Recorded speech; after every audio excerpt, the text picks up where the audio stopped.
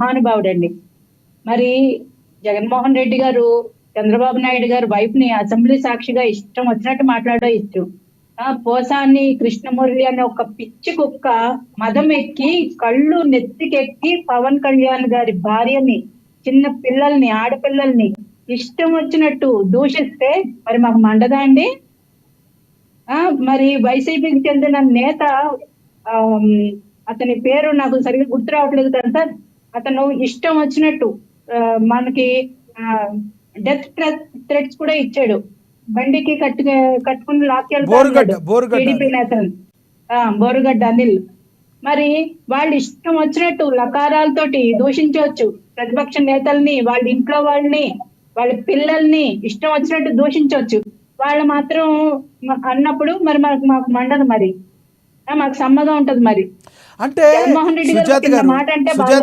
సుజాత గారు ఇప్పుడు ఎవరు అబ్యూజింగ్ లాంగ్వేజ్ మాట్లాడినా అది రాంగ్.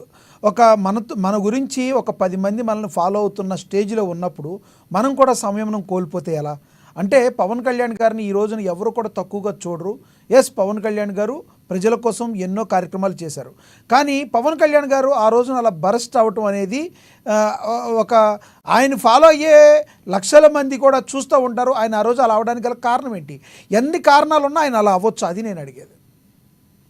సార్, ఒక రాజకీయ పార్టీ నేతని మీరు హోటల్లోంచి బయటకు రాకూడదని, ప్రజలకు కనిపించకూడదని, ప్రజలకు దండం పెట్టకూడదని, ఒక జనవాణి అనే కార్యక్రమం ప్రజల సమస్యలు వినకూడదని నిర్బంధించడం కరెక్టా అండి?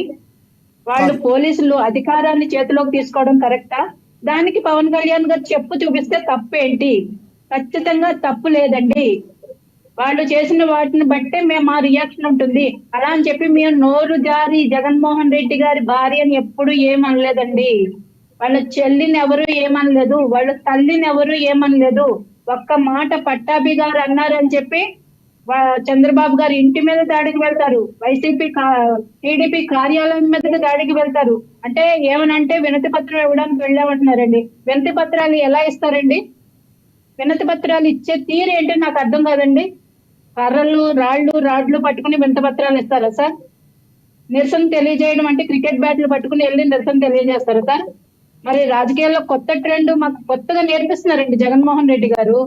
ఏదో 4 రాళ్ళు వేసాడు కోపం వచ్చి, నీ మీద గులకరాయి పడితే మాత్రం ఏదో భూకంపం వచ్చినట్టు, నీకు ఏదో ఆటం బాంబు మీద పడ్డట్టు గగ్గలు పెట్టేశావు కదా, నీకు దాడులు చేసేస్తున్నారు, నన్ను చంపడానికి ప్రయత్నించేస్తున్నారు అని. మరి అదే నువ్వు 4 రాళ్ళు వేసారు కోపం వచ్చి అంటావు. ఈవీఎం మీద కోపం వచ్చి మాకు ఓటింగ్ సరిగా పడట్లేదని చెప్పి ఈవీఎంలు పగలగొట్టాడంట. 1-2 హత్యలు చేశారంట, 1-2 రేపులు జరిగినాయి అంట. అంటే ఏమనుకుంటున్నారు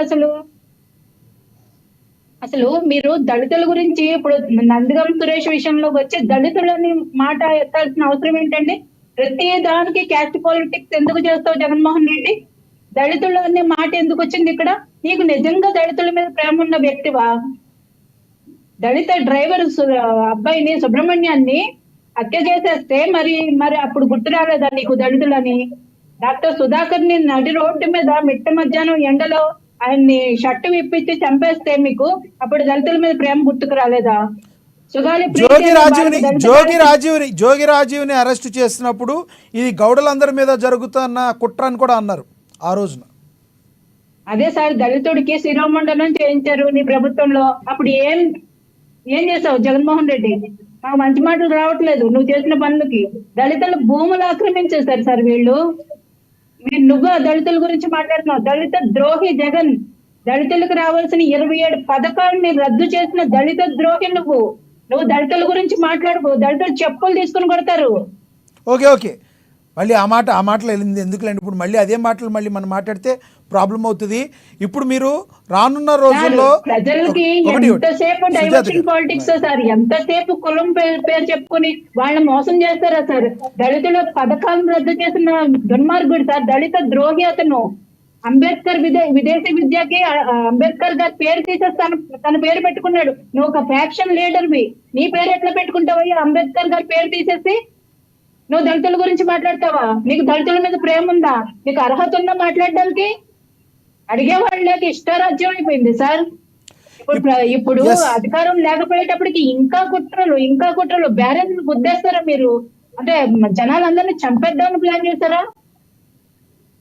ఇప్పుడు రానున్న రోజుల్లో ఇప్పుడు ఎవరో వాళ్ళు ఆ బోట్లు ఎందుకు వచ్చినాయో అవన్నీ కూడా చూడాల్సినది మీరు ప్రభుత్వం. మరి రానున్న రోజుల్లో ఎవరెవరి మీద గతంలో అటాకులు చేశారు వాళ్ళందరి మీద కూడా కేసు పెడతారా? వాళ్ళందరినీ మరి జైలుకి పంపుతారా? మరి జగన్మోహన్ రెడ్డి గారు అవన్నీ కూడా కక్ష సాధింపు చర్యలు అంటే జనాల్లోకి వేరేగా వెళ్తే ఏం చేస్తారు మీరు?